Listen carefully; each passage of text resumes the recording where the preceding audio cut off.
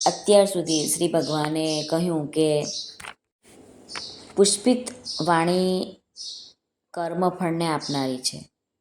સાંસારિક ભોગોને જ એમાં મહત્ત્વ આપવામાં આવ્યું છે અને એના લીધે જ આ વાણી શોભાયુક્ત એટલે કે સાંભળવામાં સારી લાગે છે. જેવી રીતે કે ફૂલ અને પાંદડા દેખાવમાં સારા દેખાય છે, પણ તૃપ્તિ ત્યારે થાય છે જ્યારે ફળની પ્રાપ્તિ થાય છે. હવે આ જ શ્રેણીમાં આગળ વધારતા શ્રી ભગવાન આ શ્લોકનું વર્ણન કરે છે, તો એ આપણે સાંભળી લઈએ. ભોગૈશ્વર્ય પ્રસક્તાનાં તયાપહૃત ચેતસામ વ્યવસાયાત્મિકા બુદ્ધિ સમાધૌ ન વિધીયતે. શ્રી ભગવાન કહે છે, જે જન્મરૂપી કર્મફળ દેનારી તેમજ ભોગ અને ઐશ્વર્યની પ્રાપ્તિને અર્થે વિવિધ જાતની ઘણી બધી ક્રિયાઓનું વર્ણન કરનારી છે, તે વાણી ચિત્ત હરી લે છે. જેઓ ભોગ અને ઐશ્વર્યમાં અત્યંત આસક્ત છે, એવા માણસોની પરમાત્મામાં નિશ્ચયાત્મિકા બુદ્ધિ હોતી નથી. શ્રી ભગવાન અહીં કહે છે ભોગૈશ્વર્ય પ્રસક્તાનાન, એટલે કે શબ્દ, સ્પર્શ, રૂપ, રસ અને ગંધ, આ 5 વિષયો, શરીરનો આરામ, માન, મોટાઈ, આમના દ્વારા સુખ લેવાનું નામ છે ભોગ. ભોગોને માટે પદાર્થ, રૂપિયા, પૈસા, મકાન વગેરેનો સંગ્રહ કરવો પડે છે. હવે એનું નામ છે, આજે આપણે સંગ્રહ કરીએ એનું નામ ઐશ્વર્ય. આ ભોગ અને ઐશ્વર્યમાં જેમની આસક્તિ છે, પ્રીતિ છે, એમાં જેઓની મહત્વ બુદ્ધિ છે, તેમને ભોગૈશ્વર્ય પ્રસક્તાનામ કહેવામાં આવ્યા છે. એટલે કે ભોગ અને ઐશ્વર્યમાં અત્યંત આસક્ત છે એવા માણસો. હવે બીજો શબ્દ શ્રી ભગવાન કહે છે તયાપહૃત ચેતસામ.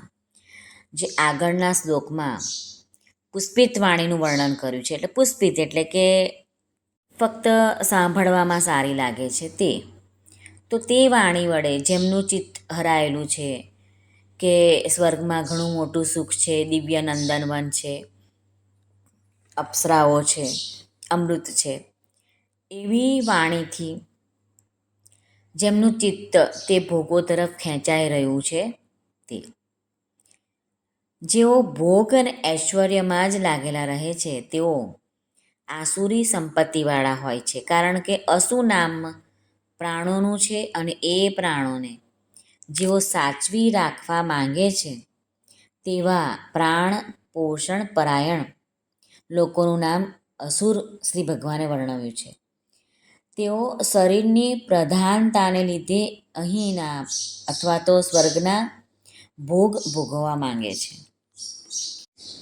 આથી શ્રી ભગવાન જણાવે છે કે જેઓ કેવળ ભોગ ભોગવવા માટે જ ઈચ્છે છે તેઓ આસુરી સંપત્તિવાળા છે. તે આગળના અધ્યાયમાં અધ્યાય 16 એમાં ભગવાને વર્ણન કર્યું છે પ્રસક્તાખ કામ ભોગેશુ પતંતી નરકેષુ ચો વ્યવસાયાત્મિકા બુદ્ધિ સમાધૌ ન વિધીયતે. કે જે મનુષ્ય જન્મનું મૂળ ધ્યેય હોય છે, કે જેને માટે મનુષ્ય શરીર આપણને મળ્યું છે તે પરમાત્માને જ પ્રાપ્ત કરવા માટે છે, એવી વ્યવસાયાત્મિકા બુદ્ધિ તે લોકોમાં હોતી નથી. અહીં શ્રી રામસુખદાસજી સ્વામી સાધક સંજીવનીમાં વર્ણન કરે છે કે જે ભોગો ભોગવાઈ ચૂક્યા છે, જે ભોગો ભોગવી શકાય છે એવા, જે ભોગોને સાંભળી રાખ્યા છે, જે ભોગો સાંભળી શકાય છે તેવા સંસ્કારોને કારણે બુદ્ધિમાં જે મલિનતા રહે છે તેને કારણે સંસારથી સર્વથા વિરક્ત બનીને એક પરમાત્માની તરફ ચાલવું છે એવો દ્રઢ નિશ્ચય થતો નથી. એવી રીતે સંસારની અનેક વિદ્યાઓ, કળાઓ વગેરેનો જે સંગ્રહ છે તેનાથી એમ ભાવ આવે છે કે હું વિદ્વાન છું, હું જાણકાર છું. એવું અભિમાન, એવા સુખનો ભોગ થાય છે. એમાં આસક્ત મનુષ્યોને પણ પરમાત્મા પ્રાપ્તિનો એક નિશ્ચય હોતો નથી. પરમ કૃપાળુ પ્રભુએ કૃપા કરીને આ મનુષ્ય શરીરમાં એક વિવેક શક્તિ આપી છે, જેનાથી તે સુખ દુઃખથી ઊંચો ઉઠીને પોતાનો ઉદ્ધાર કરી લે અને બધાની સેવા કરીને ભગવાનને પણ પોતાના વશમાં કરી લે. એમાં મનુષ્ય શરીરની સાર્થકતા છે. પશુ પક્ષીઓ પણ ભોગોમાં જ લાગેલા હોય છે.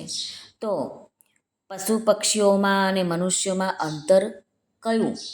તો કે ભોગ અને ઐશ્વર્યને છોડીને મનુષ્ય જીવન એટલા માટે હોય છે કે તમે પરમાત્મા તત્વની પ્રાપ્તિ કરો અને એ રીતે તમે આગળ વધો.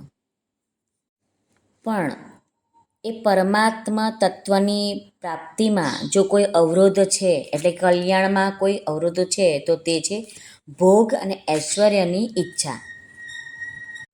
ભોગ અને ઐશ્વર્યમાં ફસાયેલા મનુષ્યની દ્રષ્ટિ પરમાત્મા તરફ વધી શકતી નથી.